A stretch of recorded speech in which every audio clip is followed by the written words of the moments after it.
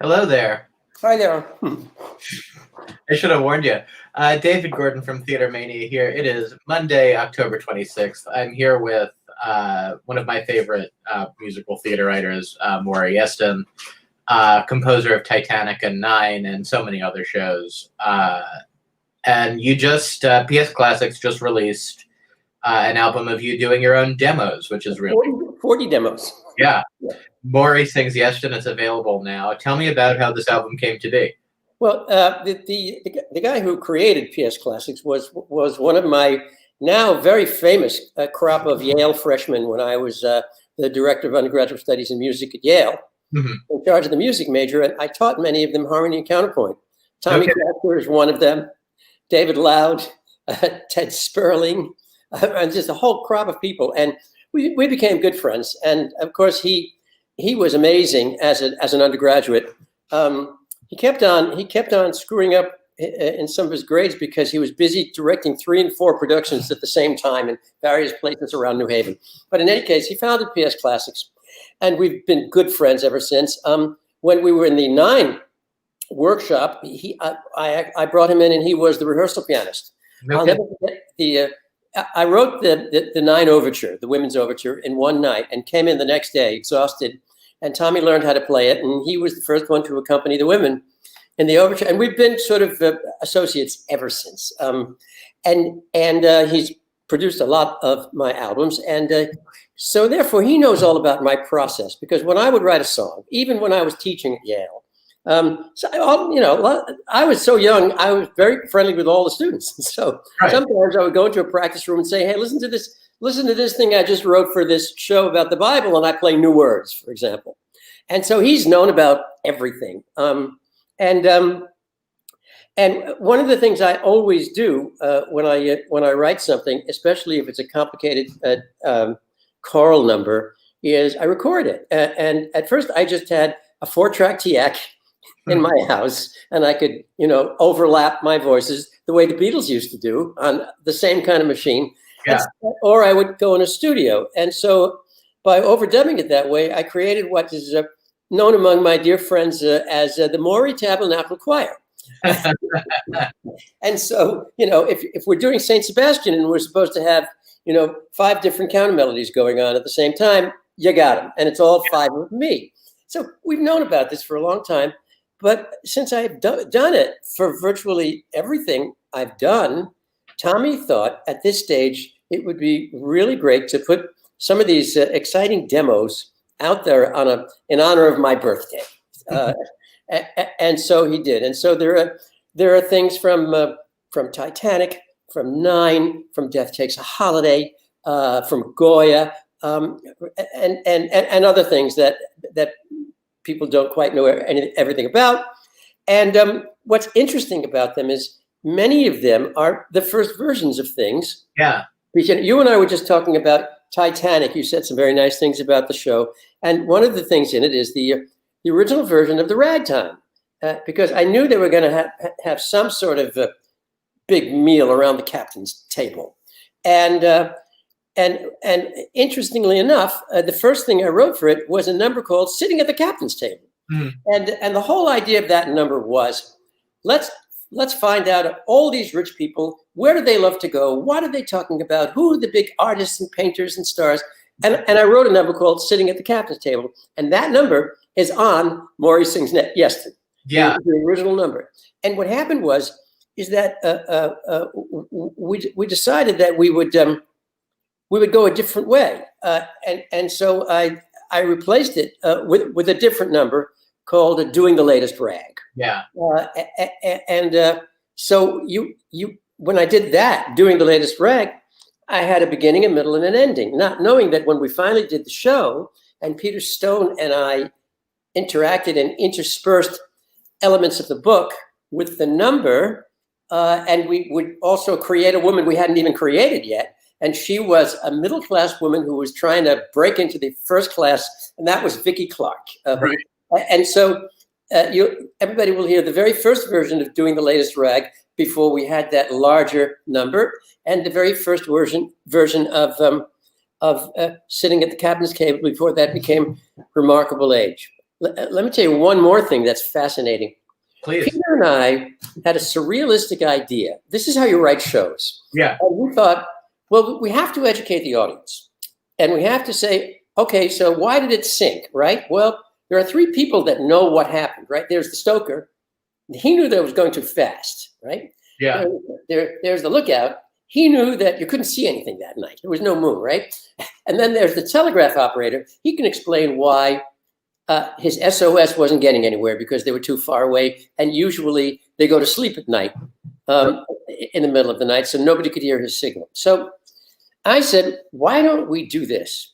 Since the very first Senate investigating committee in 1912 was created to investigate the causes of the sinking of the Titanic, why don't we have men on the ship being called as a witness in the future while they're still on board? So, for example, our stoker was down there shoveling, and you hear, and the judge says, I'm going to call to order witnesses. Call the first witness, Mr. Barrett. And he comes out and says, aye, sir. And he says, well, tell me about it. And Barrett starts to sing this song, which is actually the song that's in the show. Yeah. So we loved it because it was so weird. He's in the past, singing in the future while he's on the Titanic, telling them why it sank, which he doesn't know yet, right? And we loved it. And then Richard Jones came into, and it was Peter's favorite thing in the world. And I should say, and this is no disrespect to the memory of my dear friend Peter Stone, he did not like to cut things. So Richard Jones, after a few meetings, said to Peter, he said, Peter, he said, I think we should cut the inquiries. I think it's just a straight melodrama. Just get on the ship and go. And Peter said, I don't know why. He said, all right. And so we did. And I put Brian Darcy James in the past singing the song about how maybe they're going too fast. Well, ever since that time, every single day after the show opened until the show closed, Peter would say to me, if we ever do it in London, we should put back the inquiries. So you will hear on Maury Sings Yeston, you'll hear me as the judge, as the stoker, testifying in the future while I'm out the past. And you know what? I insist that it works. It's a really interesting version of that show. I was going to ask you if that was an early version that got cut along the way, because that whole track is just so interesting. Well, it's the same song. It's just simply done a different way. You never stop. And until the minute the curtain goes up on opening night, you never stop fixing and repairing and things like that. You're always out of town in your mind. Well, even in the case of Titanic, I guess when they did the Lincoln Center concert several years ago, yes, you guys added a song. Yes, that's right, and that's that. And interestingly enough, that song, "When You're Standing Next to Me," has been put back and is in every single production all over the world, particularly the UK production. It was in that got such fabulous notices that the drama critic of Times London wrote, I loved it so much I went back the next night to see it again. And for some reason, I can't explain why, it was a very successful song, but for some reason we cut it. It just didn't seem, tonally, it didn't seem right. But now it's about to open in Japan. It's been done in Korea. It's going to go to rehearsal in Budapest. And it's done in Canada. That's a foreign country, right? Yeah. As a composer, are you afraid to share this stuff, or did you have to be talked into this album, or were you totally into it? No, don't forget, I invented the project. Yeah. I mean, many of the things that I do are author-motivated, author-invented projects. I invented this idea. I wanted to do a musical based on the first 5 books of the Bible. Right. So my first title of it was 1, 2, 3, 4, 5 in the beginning. And then Larry Gelbart came in and we wrote it together. I had the idea for 9, my goodness, while I was a student in Lehman Engel's BMI workshop. When, that was the early days. It was me, Alan Menken, Ed Kleban, Carol Hall. We were all there. Alan had just gotten out of NYU. I was still a graduate student working on a PhD. And I started writing in the 3rd year of the BMI workshop. And, I took over that after we lost Lehman for about 20 years. And, in your 3rd year, you say, well, you start a show. And I said, well, my favorite movie has always been 8.5. And I didn't have the rights. I didn't think I'd ever get it. You write to keep your pencil sharp. Right. And I started writing 9. And look what happened there. And then I got the idea for Titanic after I was called in. Peter and I were called in to save a Grand Hotel. Right. And we had about 2 weeks. I'd written a lot of new stuff in it, as had Peter. And we were actually at a very late preview, and Mike Nichols had come to see it. And so the performance happened, and we all went to the back of the theater afterwards. And Tommy Toon said to Nichols, he said, "So what do you think?" And Mike said, I can't think you won't get away with it. So Peter said, "What are you doing next?" And I said, "I'm writing Titanic. I've had the idea since 1985 when they found the ship, and I've started to write it, and I'm outlining it." And he said, well, that's my project. I said, "No, it isn't." He said, well, I'd like to write it with you. And I said, "Well, great." So we just started writing Titanic. And that was in 1989. But this might sound like a silly question. So Titanic opened on Broadway. I think it was the same year that the 97. the completely unrelated movie came out. That is exactly right. And interestingly enough, we opened in the spring, and the movie came out in the fall. Yeah. When we opened, the word had been that it's a terrible preview. But what happened is that we opened, we fixed it, and we got rather good reviews. Yeah. And then on top of that, in June, we won, 5 Tony Awards. Yeah. We won Best Book, Best Score, Best, Best Trip to the Bathroom, or whatever we could have won, we won. And so in the meantime, there's James Cameron in June, right, sweating bullets. They're cutting. He's selling his furniture. I mean, you can't imagine the horrible stories that were going on about this Titanic movie and all the trouble they were having and how they were over budget, et cetera. And then, of course, his movie comes out for Christmas, and they win everything in the world. So advance the clock, and Rob Marshall has done 9, the movie, and I'm nominated for an Oscar for best new song, and also for a Golden Globe. And so at one of the I think it was the Satellite Award. Yeah, everybody gets a table. I was at our table, and our table was me, Rob Marshall, Nicole Kidman, Marion Cotillard, Penelope Cruz, and next to our table was the director of Titanic, who had a show, and then across the way was Paul McCartney. He had written and Randy Newman. I mean, it was incredible. And so, of course, I went up to Mr. Cameron and I said, I've never met. I'd like to introduce myself. I'm Maury Yeston. I did the Broadway musical Titanic, and I have to ask you a question because everybody is curious about this. When we had the terrible pre-opening stories in the New York Times, had you been aware of that? He said, yes. He said, I read about that. And I said, and then when, in spite of that, we won the Tonys. We won everything. And you were in the weeds at that time, because I remember about it. Were you buoyed by the news? Were you heartened? And he said, absolutely. Amazing.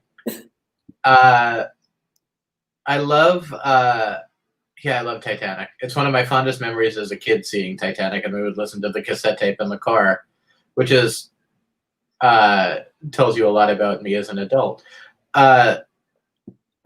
When you were working on 9, did you ever think that of your projects, 9 would become the one that gets the story movie with the crazy cast and all? Never in my life. I never thought it was a class project. I never thought it was going to get on. Never in a million years. Yeah. And of course, even if it was going to get on, how was I, a nobody from nowhere, going to get the rights to Fellini's masterpiece movie 8½? Right. How is that going to happen? Tell me that story and tell me about like how it all So it was a labor of love. I had seen 8½when I was a high school student. Yeah. And back there in the 60s, one of the things that we all would do was sing folk music. It was Peter, Paul, and Mary. Yeah. Right? And go to foreign films. Foreign films were it. And they were you could only be seen in small art houses in New York and Irvington, New Jersey. I lived in Jersey City. And so, you would see Satyajit Ray, the Apu trilogy, and you would see Kurosawa, and you would see the Bergman films, and of course the Fellini movies and the Antonioni movies. And so I came to see this movie 8½, and I not only fell in love with it, I identified with it. Mm-hmm. And it took me a long time to realize all my life, actually, why did I identify with this movie? And the reason is that its main character, Guido Contini, is undergoing a midlife crisis at the worst possible time in the middle of his life. Yeah. And, the midlife crisis is effectively a second adolescent.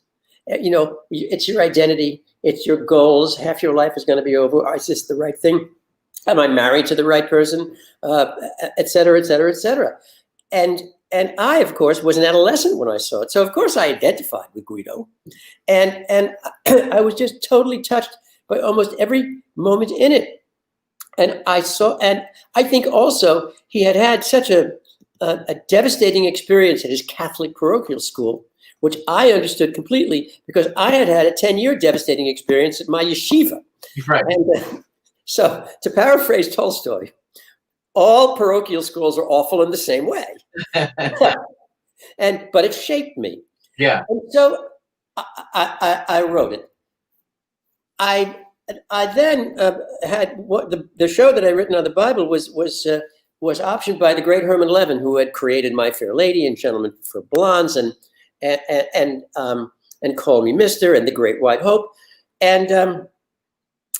And I told him about it, and he said, well, just keep going. And, I'd started working with Mario Frati, an Italian playwright. Yeah. But I needed to get the rights because what happened was that we won the Richard Rodgers Award. Yeah. I was the first winner. No kidding. And I had met Tommy Toon, and Tommy said, look, turn down that award. I have friends. They will put up the money. This is terrific.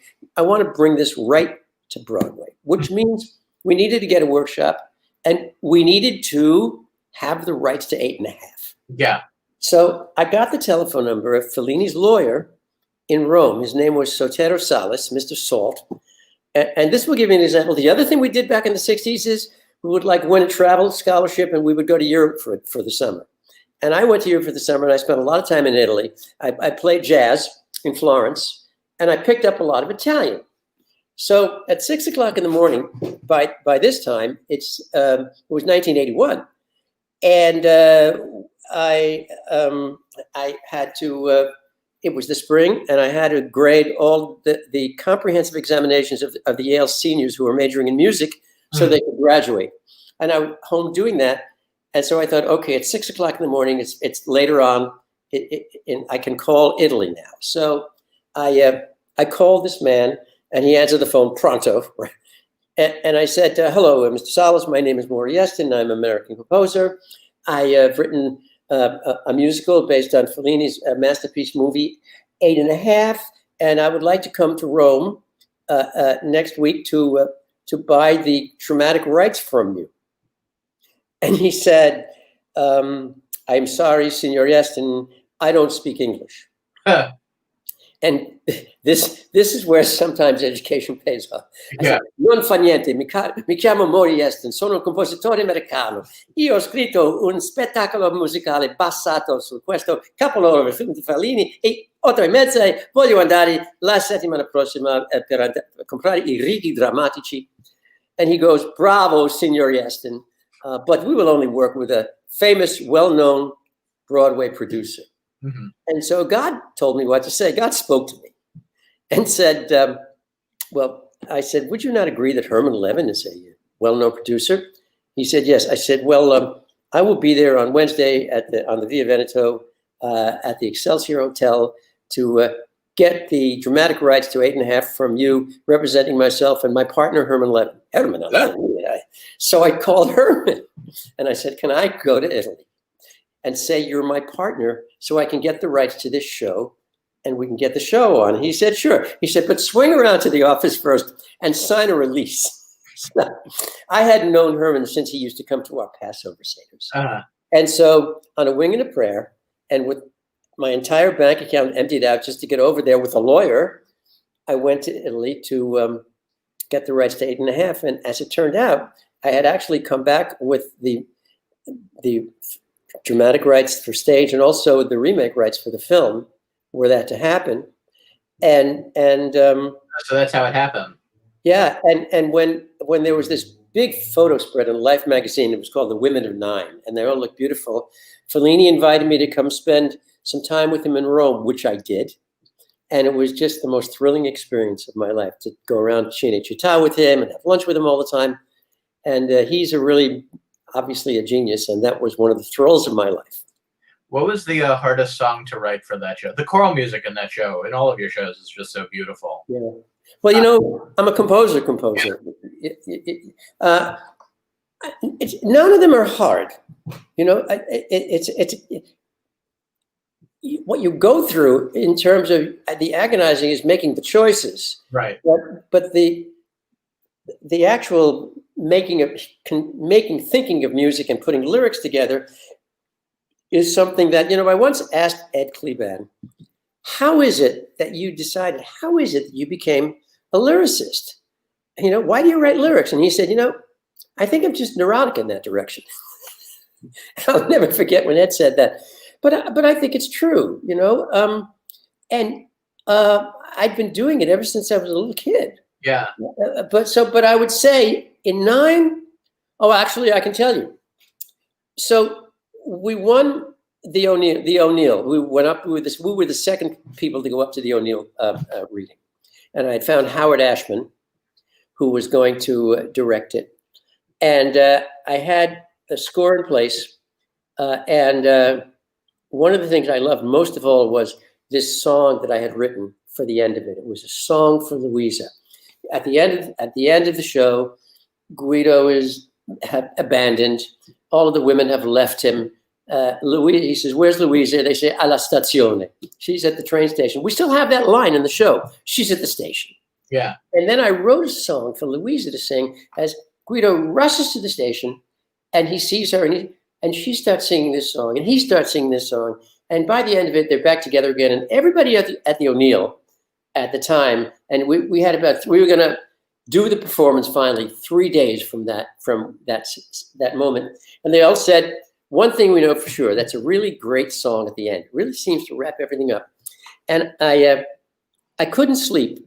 The 3 nights before, I could not sleep.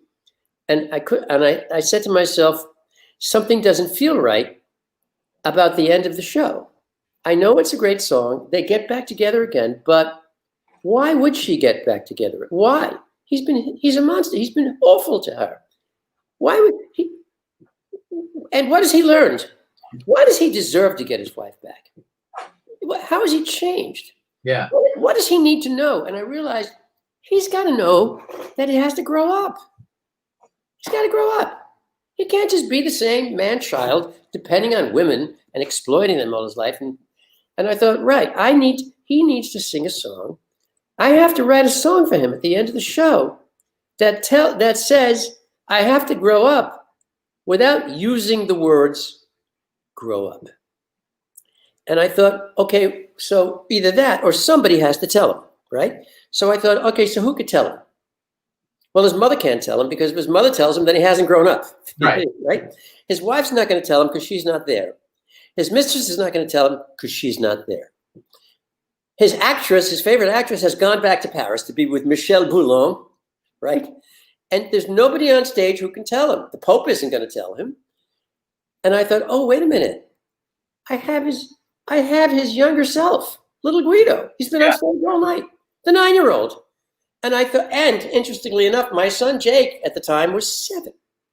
And, when your kid is young like that, your kid just can't wait, to ride a two-wheeler.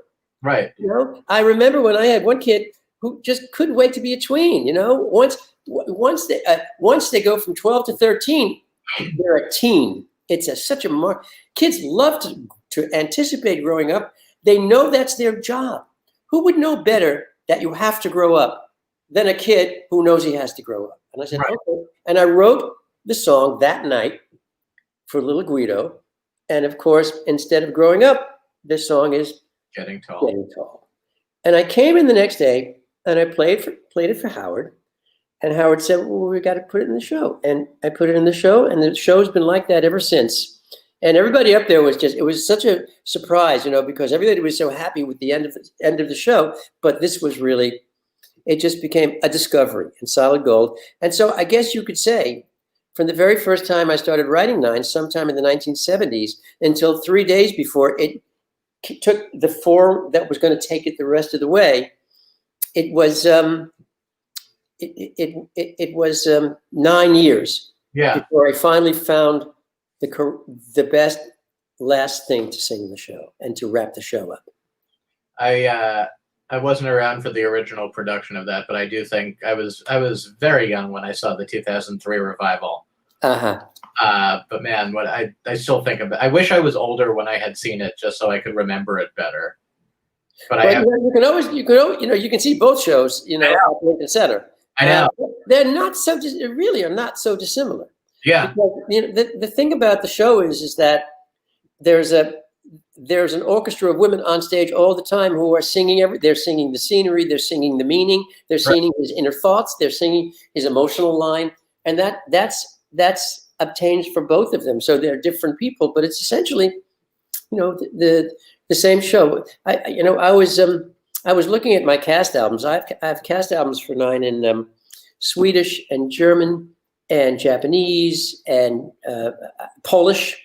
It's done all over the world. And one of the things I did was I sent somebody a series of songs. From the moment that that Carlos sings Simple all the way through to the end of the show, I sent it to them in Polish. And the lesson was that you really didn't have to understand a single word. Everything that's going on there, the music tells you everything. I got to hear it. I want to hear it in Polish now. I'll send it to you. But the thing is, I think what I do, and it's just the way I work, is somehow the music tells you the story almost like a tone poem. Yeah. Almost like the way, Debussy writes this thing about the sea and you kind of smell the salt air.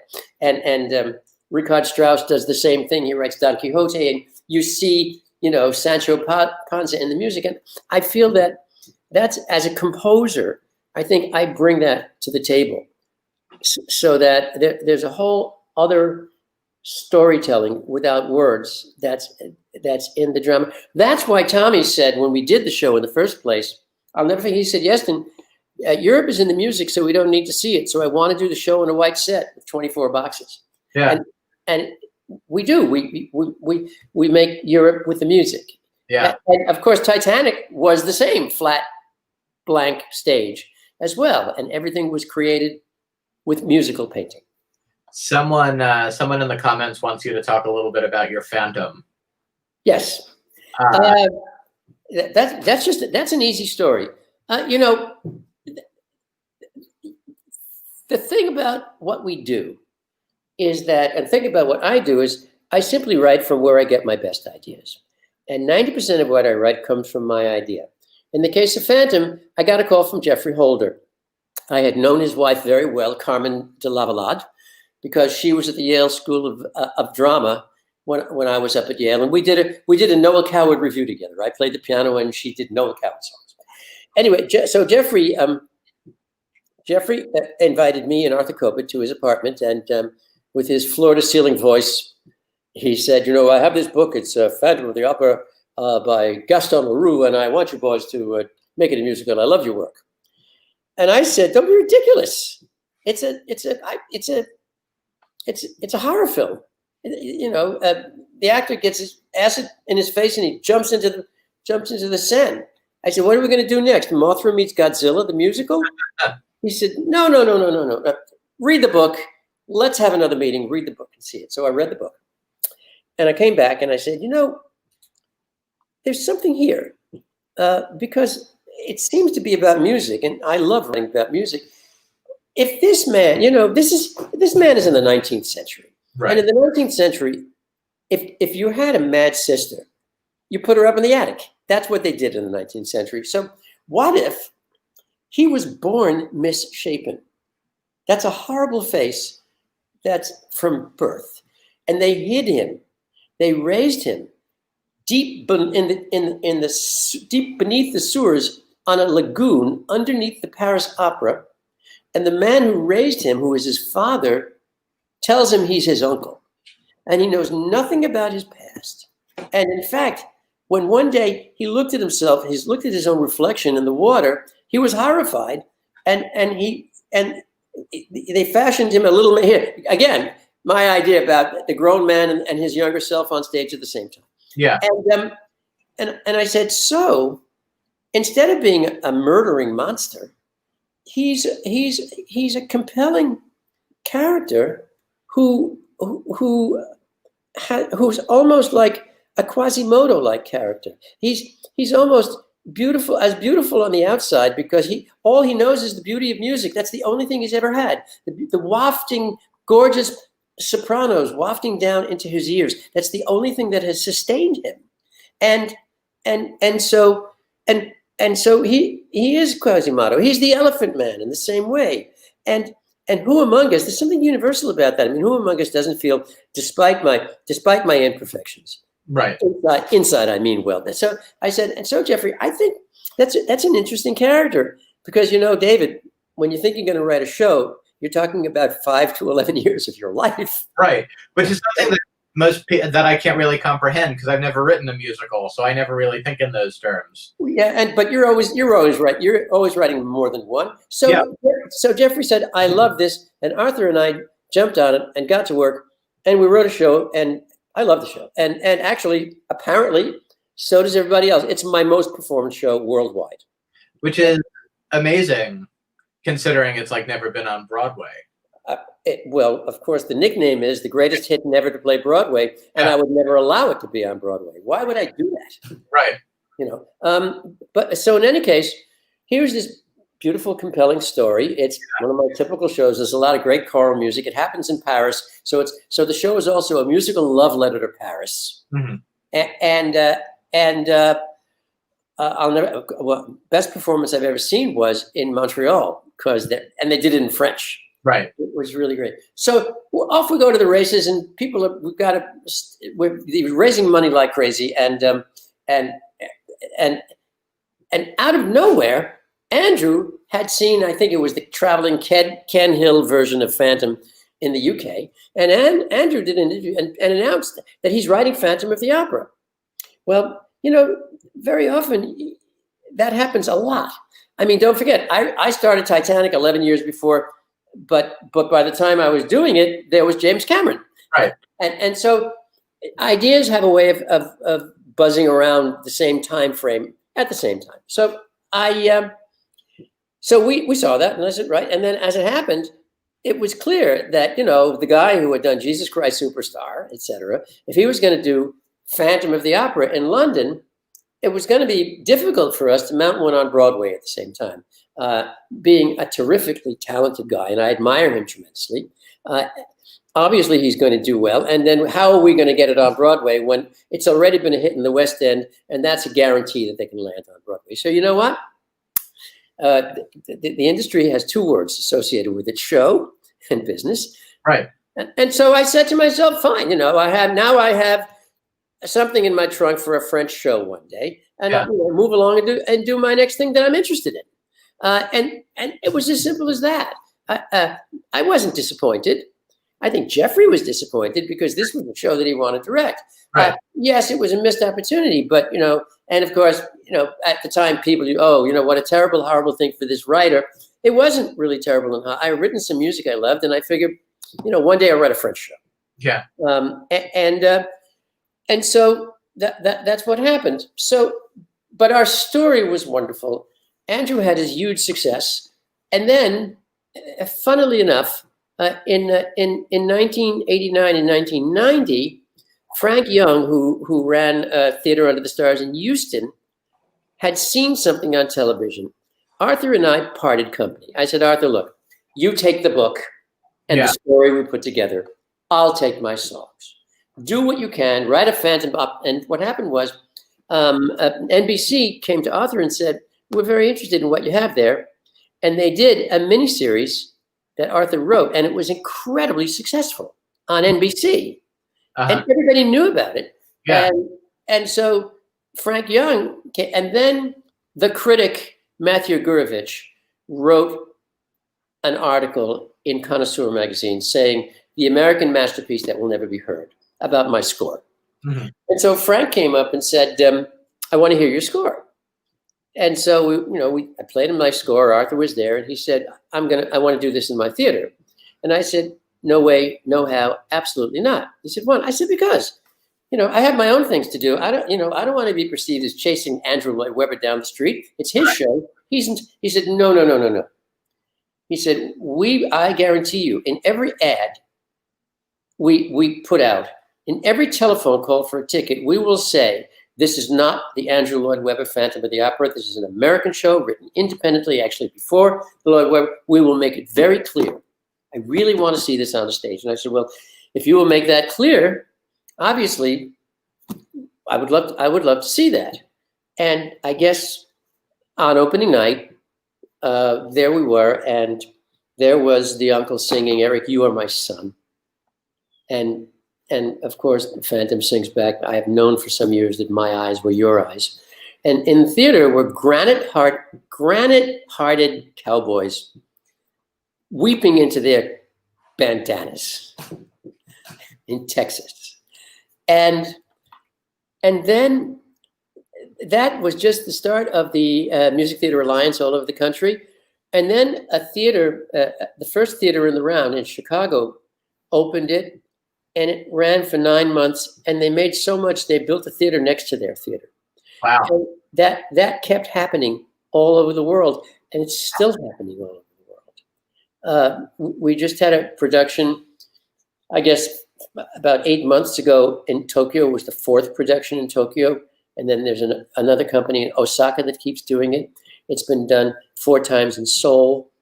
High schools do it. It's just done everywhere. It's done in Czech Republic, and so there's room for more than one version of this story. There are a lot of how many Hunchback of Notre Dames are there? Right. Yeah. One thing I do before I let you go, one thing I do want to tell you, December Songs is one of my favorite complete pieces of music. Well, that's very kind of you to say. I listen to the Laura Osnes album every year. Right? She's really, isn't she something? Yeah. Well, that too. Well, you see, I guess that was an opportunity for me to be my complete self. Yeah. Because I wrote a cello concerto that Yo-Yo performed, and actually he did the first performance. He introduced it. Yeah. I'm a classical composer, and I taught all that stuff at Yale. And so when I was commissioned by Carnegie Hall, it was 1991. It was their 100th anniversary. So they commissioned a new symphony, a new string quartet, a new sonata, etc. And then I guess they decided to go slumming. They said, why don't we just have some new cabaret songs for Andrea Marcovici? So they commissioned me to write a group of songs for her. And I thought, well, I was still teaching every other semester at Yale, and one of the subjects I loved to teach was German art song, and in particular Schubert and Schumann, and in particular Schubert's great Winterreise, The Winter's Journey, which tells the story of a young man who's lost his love and he wanders through the snowy woods of Vienna. And I remembered one day I heard a story that, and Dietrich Fischer-Dieskau recorded it, and I heard a story that a German soprano said that she was interested possibly in singing it, and the Germans went nuts. What? No, a woman cannot sing. It's a man's song after all, And I thought, well, you know what? I've got Andrea. I'm going to write an American equivalent of that story. It's going to be an American woman wandering the snows of Central Park, trying to get over this guy who broke her heart, except she's going to get over him. But since I know De Winterreise so well, and I make subtle references to it, and it also taught me, Schubert and Wilhelm Müller, who wrote it together, taught me how you can have a hopeless series of being miserable in music and lyrics, and at the same time, never make it mawkish or never make it overly tragic. And the reason is that they intersperse the sad songs with remembering when things were great. Right. And so having done that, I wrote as an homage to Schubert and to Carnegie Hall, because after all, Carnegie Hall is a place where they do classical music, Broadway, cabaret. So that's me. And I'll do that, and I'll call it the December Songs. And we did it. And my goodness gracious, again, it's been done in so many ways, in so many different languages. And it's really funny. I was reading Wikipedia, and I saw, oh wow, they have an article on song cycles, and then it said Broadway song cycle, and then it said, well, there it is. They said the first Broadway musical song cycle was the December Songs. I hadn't even known that. I figured somebody else had thought of it. So, but I do love the form, and I love that Stearns Matthews did it. Yeah, recorded it, and it's quite beautiful in Polish and French too. I need to listen to it in French. Yeah, and well, in German it sounds like Schubert. Okay. Anyway, Maury, thank you for your time. Oh, not at all. It's wonderful to talk to you, Dave, and nice to meet you. And thank you for your kind words about my work. My pleasure. Thank you for bringing me all that joy. And people who are watching this at home, Maury Sings Yeston is available now. Wherever you find your music on PS Classics. Be well. Thank you so much. Thank you. Bye-bye. Bye. Bye.